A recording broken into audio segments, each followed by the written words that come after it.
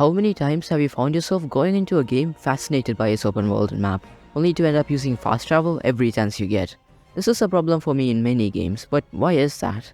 Most open world games always show off their large maps, talking about how much you can explore in those maps. But exploration is just one piece of the puzzle. If there isn't anything to do in the space you're given, then what's the point? When it comes to open world games, there needs to be a balance between map size and content density. A massive map with nothing to do can quickly become a chore to navigate, leading players to resort to fast travel to save time and frustration, where it just feels cluttered, and also repetitive, especially if the same kinds of activities are placed all over the map. But both of these opinions aren't always correct. Sometimes a game's extremely large map is truly a plus point, even if there isn't too much to do in them. An example is No Man's Sky, where the idea of an endless galaxy draws players in, or Journey, where the main point is that the map is pretty empty. So in some cases, procedurally generated games with big open worlds work well, but like I said, it comes at the cost of repetition. Also, a larger map with more activities, which can feel cluttered to some players, is actually amazing to others. It makes the player feel like the space they've been given has been utilized well. Some games are much better with smaller maps. It helps to increase the pacing of the game. An example is Doom 2016, where the smaller map size allows for more engaging level design and makes the action more interesting. So if a game were to make a large open world, how should it be done? First of all, the map shouldn't just have a lot of content, it should be varied content. Repetition is one of the biggest problems with most large maps. The same activity or mission is placed throughout the whole map. It's understandable why games have to do that, and it can be done well where you don't really notice it, but after a certain point, once it becomes really obvious, it can break player immersion, especially if the activity itself is boring. If you enjoyed the video so far, how about you subscribe? Less than 1% of my viewers are actually subscribed.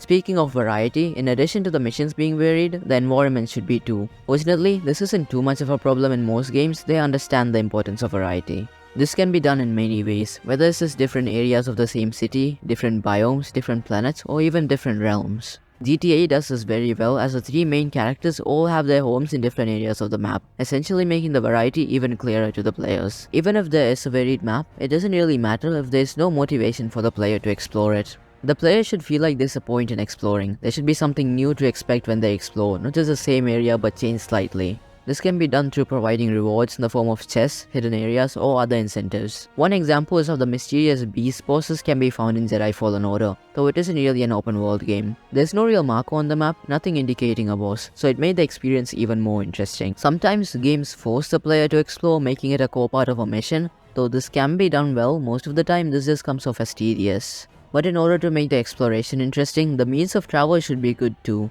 In basically all open world games, there's some kind of unique travel mechanic, whether it's a broom, superpowers, web shooters, parkour, or just horses. Sometimes they're just vehicles, but driving can also be really fun. Games understand the importance of good movement, so much so that many games are popular mainly because of the cool movement mechanics. Some popular examples are Spider-Man, Mirror's Edge, the Assassin's Creed series, and Jet Set Radio.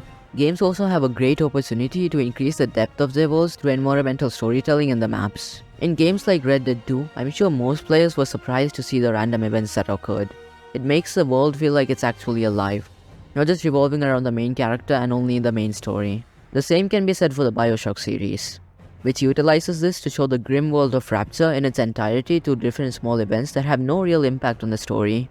Other things like day-night cycles and NPC routines can also help the game worlds feel alive.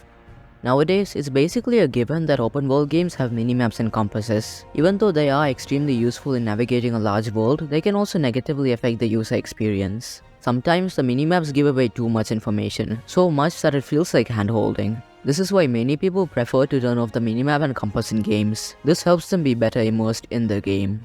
So striking a good balance between having a minimap that has too much info and too less is important.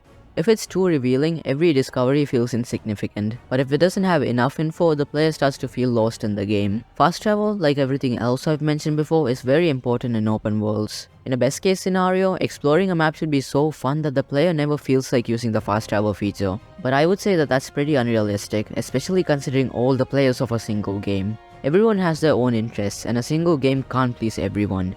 It's up to the players to decide if they want to traverse the world or just fast travel. But many games do this very well, where you don't really even feel like using fast travel. One example I can think of is the Marvel Spider-Man series. The web swinging was just really fun in the games. And even though the maps didn't have too much variety, it wasn't so big where moving from one mission to another feels tiring and unrealistic. Even the largest distances didn't feel like much, especially with all the cool web swinging.